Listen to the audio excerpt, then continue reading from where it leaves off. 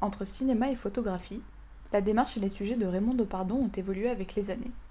Il peut être intéressant de se demander comment le cinéaste est entré peu à peu dans son cinéma.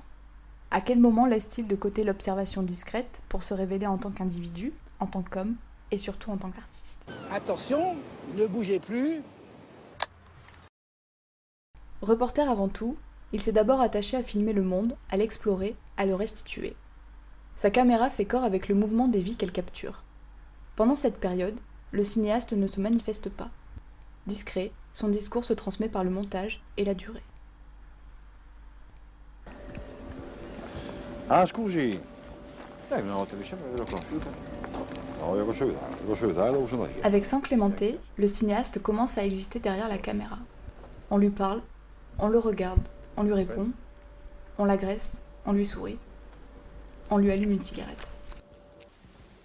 Scusate tanto, chi vi autorizza a venire qua? Fuori da te. Fuori da te, mi dispiace. Fuori, fuori. Qui è un ospedale, è un reparto, ci sono ammalati, vergognatevi. Fuori da te. Su. Via. Non c'è autorizzazione per entrare. Ma chi vi autorizza questa gente? Vieni in giro. Guarda un po'. Oscar, ci sono ammalati. Ma che siamo diventati? Ma non vergognate, non sapete che sono ospedali. Fuori. Fuori da te. Ma vergognatevi, fate il favore. C'est en 1984 que l'on observe une franche rupture dans la démarche de Raymond Depardon. Avec les années déclic, il raconte son parcours, face caméra, et l'illustre avec ses propres photographies. Dès lors, il n'est plus ni anonyme, ni simple journaliste. Je devais avoir 13 ou 14 ans. Et ce qui m'amuse, c'est l'imperméable. Qu'est-ce qui se passait dans ma tête? Je sais pas.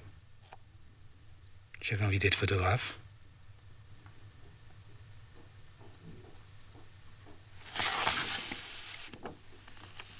Ou chasseur d'images.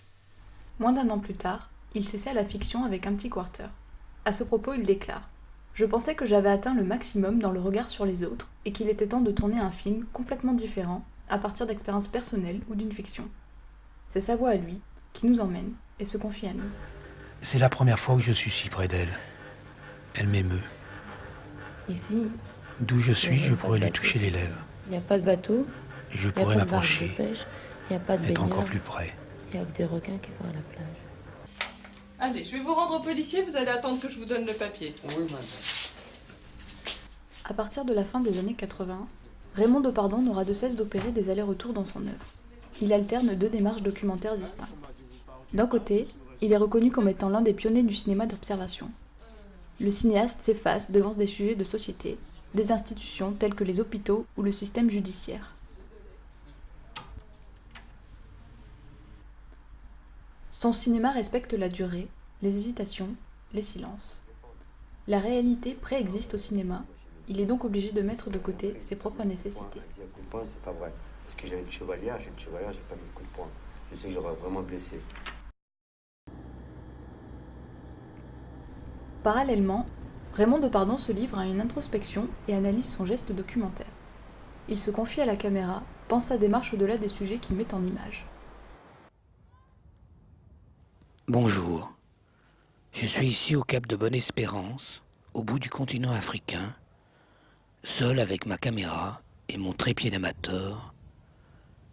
Je suis sur la plus haute butte de sable que j'ai trouvée, face à la mer. Il y a beaucoup de vent. Je ne suis pas très à l'aise, mais prêt à tourner. C'est l'hiver, une fin de journée du mois de juillet. Je profite de la lumière et j'improvise mon premier plan. C'est ici que le cinéaste et son œuvre s'élèvent ensemble au-delà du document. Le filmeur devient filmé. Au bout de sa carrière, il réalise son autoportrait, celui d'un voyageur et d'un photographe avant tout. Il interroge son parcours, ses évolutions. Il dresse comme un bilan une fresque autobiographique qui se ferait le témoin d'un certain geste documentaire.